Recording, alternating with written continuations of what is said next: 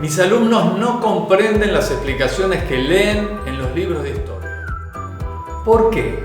¿Y qué hay que hacer para resolverlo? Aquí te lo explico en el canal de YouTube de Docentes para el Día a Día en la Escuela. Y no te olvides de suscribirte y tocar la campanita, así te enterás cada vez que subimos un nuevo video. Algunos han intentado explicar este problema sosteniendo que los alumnos tienen dificultades en general para comprender cualquier cosa que leen. O bien que sus teorías acerca de cómo funciona la sociedad son peculiares y según la edad y el contexto bastante diferentes a las concepciones necesarias para comprender textos históricos. Todo esto es cierto. Sin embargo, hay un punto al que se le ha prestado escasa atención. El problema es que muchas de las explicaciones que producen los historiadores y que aparecen en los libros son incompletas. Es decir, vinculan, por ejemplo, causas con consecuencias sin explicitar en qué fundamentan el vínculo que proponen. Veamos un ejemplo, en este caso referido a la época independentista en el Río de la Plata. El texto dice: en las primeras levas solo se reclutaron negros libres. El temor a armarlos y la preocupación por los derechos de propiedad de sus amos demoraron el ingreso de los esclavos. Analicemos este breve fragmento. El autor menciona causas, razones o motivos. Por un lado, el temor de los reclutadores a armar a los esclavos y por otro, la preocupación por los derechos de propiedad de los amos. Y menciona la consecuencia, es decir, la demora en reclutar esclavos. En ninguna parte el texto explicita por qué el temor a armar a los esclavos llevó a que no se los reclute y solo se recluten negros libres. Ahora bien, en este caso en particular, ¿era necesaria la aclaración? Me da la impresión que no. El autor supuso con razón que la relación entre antecedente, es decir, el temor, y la consecuencia, la leva, es evidente.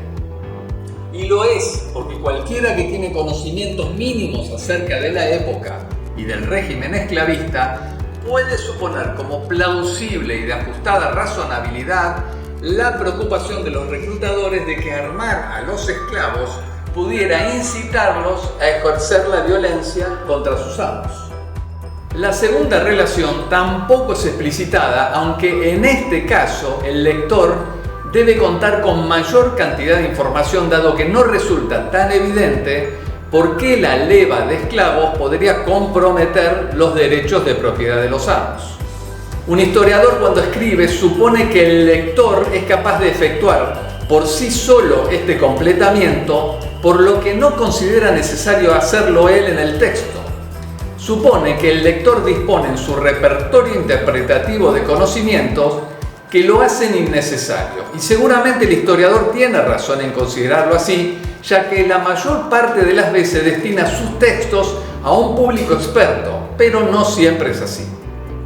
Por ejemplo, si el historiador hubiese sostenido que en las primeras levas solo se reclutaron negros libres porque hacía demasiado calor o porque los negros tienen piel oscura, seguramente el lector le hubiese considerado absurda, arbitraria o no plausible la explicación, a menos que el historiador explicitase de un modo convincente las hipótesis subyacentes sobre las que basó su razonamiento.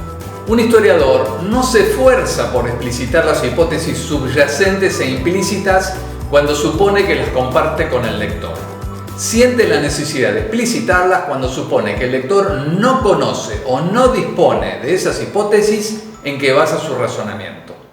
Notemos que el lector no tiene por qué coincidir o estar de acuerdo con el punto de vista del historiador, pero sí le tiene que resultar comprensible y plausible la relación que el historiador construye entre las causas, motivos, razones de los reclutadores, en este caso, y sus actos, es decir, sus decisiones. Tomando nuevamente el ejemplo de la leva, podemos suponer que el lector, al leer este breve texto, comprende y acepta como válida es decir, nuevamente digo, plausible y razonable, una explicación completa que podríamos enunciar más o menos de la siguiente manera. El esclavo era un bien propiedad del amo, del cual podía disponer a su antojo. Al encontrarse en semejante situación de sometimiento, los esclavos deseaban liberarse. Ese deseo podía llevarlos a rebelarse contra sus amos, y es probable que, de disponer de armas, pudieran usarlas contra ellos. Y como los reclutadores no deseaban favorecer esa posibilidad, optaron por reclutar libertos en lugar de esclavos. Esta explicación está ausente en el texto.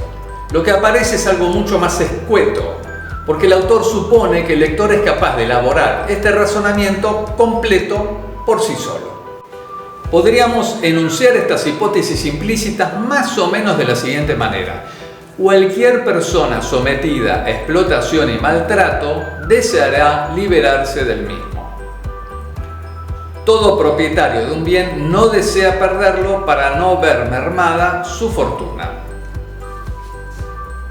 Podemos entonces considerar que si el lector comprende la explicación es porque ya dispone de estas dos hipótesis supuestas, por lo que es capaz de construir la explicación completa que el historiador formuló de un modo incompleto. Ahora bien, ¿qué sucede si el lector no dispone de estas hipótesis supuestas e implícitas o no es capaz de elaborarlas? Pues no podría completar la explicación recibida o no podría comprenderla y tal vez, a lo sumo, la aprenda de memoria y la repita como tantas veces decimos como un loro, es decir, sin comprender. En el ejemplo de la leva, cualquier lector al menos de cierta edad y de nuestra sociedad sabe que los esclavos eran una propiedad del amo y que nadie quiere ver mermada su fortuna, como señalamos ya. Pero hay textos que requieren disponer de un conocimiento factual y teórico mucho más sofisticado. Veamos un ejemplo. Alemania en el siglo XVI. La Alemania del siglo XVI se vio sometida a numerosos cambios, tanto en el aspecto económico como en el social. La economía europea experimentó una expansión generalizada. La exploración de ultramar y sobre todo la apertura de los mercados en las Américas supuso no solo una gran afluencia de metales preciosos, sobre todo plata, y la consiguiente inflación, sino también una transformación en las relaciones económicas internacionales. Hay varias hipótesis supuestas e implícitas en esta compleja y resumida explicación. Una, por ejemplo, tiene que ver con la inflación. Para comprender que la afluencia de metales preciosos produjo inflación, es imprescindible que el lector cuente con hipótesis económicas específicas sobre el fenómeno. Y solo los expertos en este tipo de temas económicos son capaces de comprender esa explicación. Conclusión.